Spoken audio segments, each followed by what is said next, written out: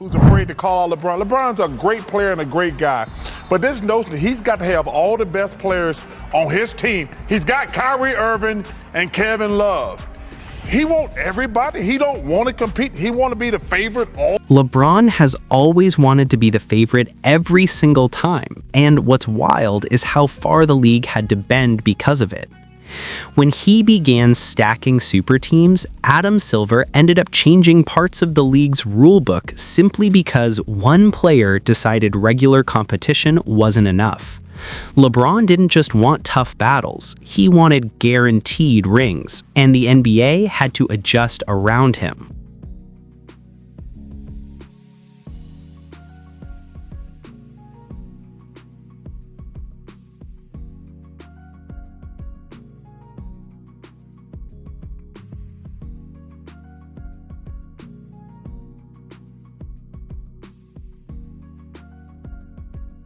Second apron in, because LeBron got all his guys together.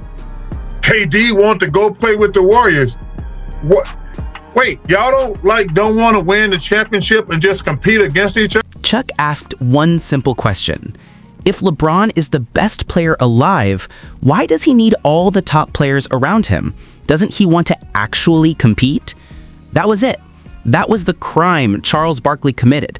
And for saying something that basic, the entire media machine acted like he had betrayed some royal kingdom. Then Richard Jefferson jumped into the mix. And let's be clear, this man isn't clueless. He's actually sharp, which makes what he did even worse. Because when someone smart chooses to twist the truth, it's not confusion, it's pure manipulation.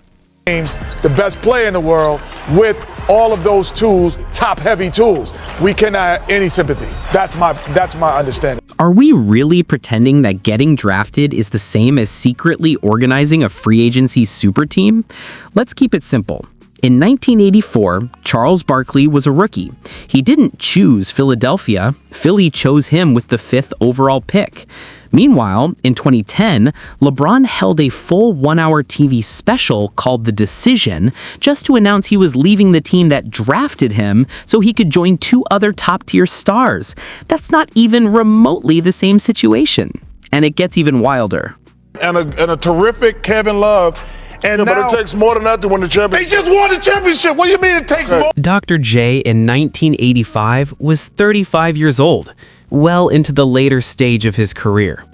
This wasn't prime Julius Erving soaring through the air with the iconic afro. This was the veteran version. Still skilled, still respected, but nowhere near the explosive superstar he had been in his prime. Giving him everything he wanted. They have the highest payroll in NBA history. He wanted J.R. Smith last summer. They paid him. He wanted Shumpert last summer. They bought in Kyle Korver. He's the best player in the world. Does he want all the good players? He don't want to compete? When Barkley joined Houston in 1996, Hakeem Olajuwon was still playing at an all-star level. But by the time Scottie Pippen arrived in 1999, Hakeem was 36, Barkley was 35, and Pippen was 33. Quickly, I remember Charles Barkley got drafted to a team with Moses Malone, maybe Dr. J, and Pippen wasn't anywhere near his prime at that point. The man had a brutal back injury the season before, on top of knee and ankle problems.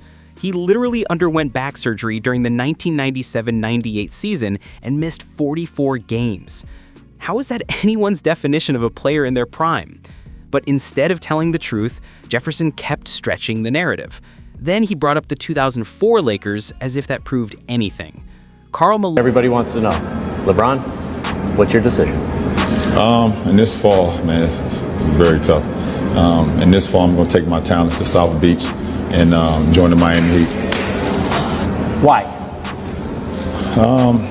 Like I said before, I feel like it's going to give me the best opportunity to win and to win for multiple years. And not only just to win in the regular season or just to win 5 games in a row or 3 games in a row. I want to be able to win championships, and I feel like I don't take anything he said personally because I understand he's been put in a tough and difficult position. The disappointment comes from knowing that if this was really how he felt, it could have been handled differently. Father Time doesn't lose, and Gary Payton is a perfect example. He was 35 years old and had just been traded mid-season from Seattle to Milwaukee because they believed he was already past his prime. Then I remember Charles Barkley going to Houston. And then he teamed up with Akeem Olajuwon. And then Scottie Pippen was also there. So it wasn't older. Olajuwon and Charles Barkley were... The Sonics, the team Gary Payton gave more than a decade of his career to, decided he was getting older and traded him for Ray Allen. Payton went on to average just 14.6 points with the Lakers, his lowest scoring season since year 2. But sure, Richard, keep insisting that situations like this are somehow the same as 3 stars under 30 teaming up by choice. Then Jefferson brings up the... We all had similar situations, and we've all had thoughts about, either management or whatever, and we've always put forth the team and the respect that we have for each other to go out there and still do our job. While it is his problem, can you help but take it personally with the commitment you made to come back? No, I'm disappointed. I don't take it personally because I understand he's been put in a tough and difficult position. I think the disappointment comes that, if that was the case, it could have been done. Shaq and Kobe. Does everybody remember when they recruited Gary Payton, who was still in his prime, and then they recruited Karl Malone? There's a massive difference between a general manager building a roster through legitimate trades and 3 big-name stars choosing to take less money so they can team up and form their own super team. One is how the league has operated for decades.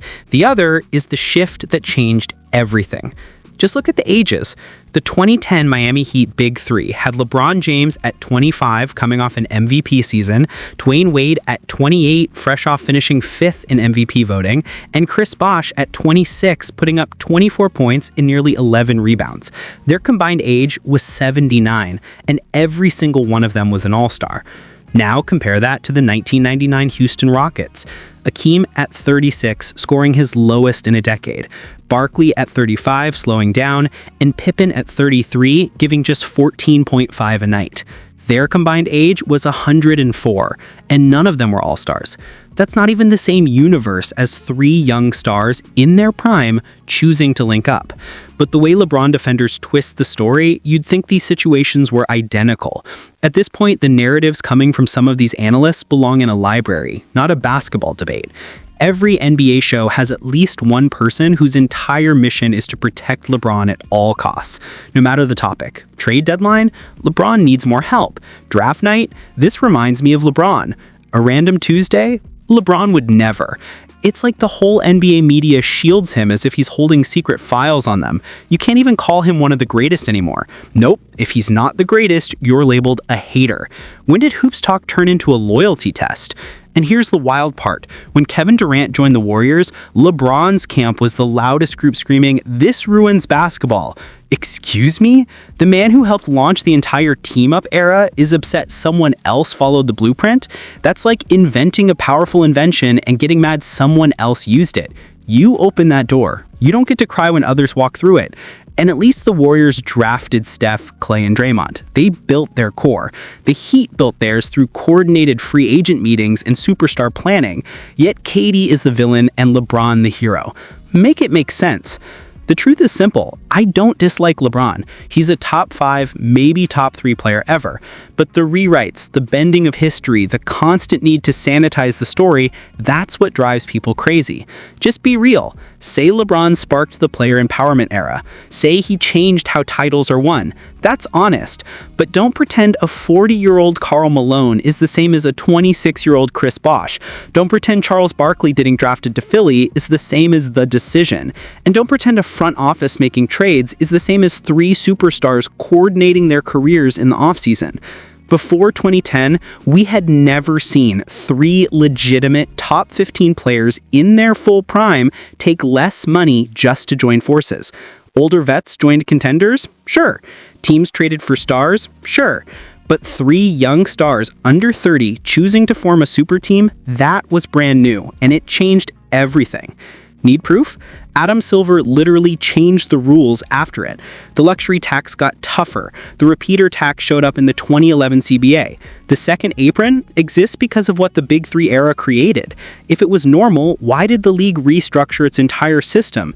The NBA introduced the Supermax in 2017 specifically to keep stars with their original teams, a direct response to the decision. The league literally built new contract structures to stop the exact trend LeBron started. But sure, keep pretending this was all totally ordinary. So here's my only request to every LeBron defender. Stop twisting the truth. Stop with the fake comparisons. Stop acting like every great team in history was built the same way as the 2010 Heat. These are facts, not opinions. A 36-year-old Akeem is not a 28-year-old Wade. A 40-year-old Malone is not a 26-year-old Bosh. A GM trade is not a free agent super team. And Charles Barkley getting drafted to Philly is not the same as LeBron broadcasting an hour-long TV special to leave Cleveland. The saddest part is, LeBron's real resume is already legendary. 4 MVPs, 4 rings, the all-time scoring record. He doesn't need fans rewriting the entire NBA timeline to protect him. So the next time someone tries to tell you LeBron just did what everyone else did, ask them one simple question. If it was so normal, why did it shake the entire league? If everyone was doing it, why did the rules have to change? And if it was common, why can't anyone name even one example of 3 prime superstars teaming up before 2010? Silence every time. Thanks for watching. If you enjoyed this breakdown, make sure to like, subscribe, and share it with someone who loves real basketball talk. The truth doesn't need a PR team. Only lies do. Peace out.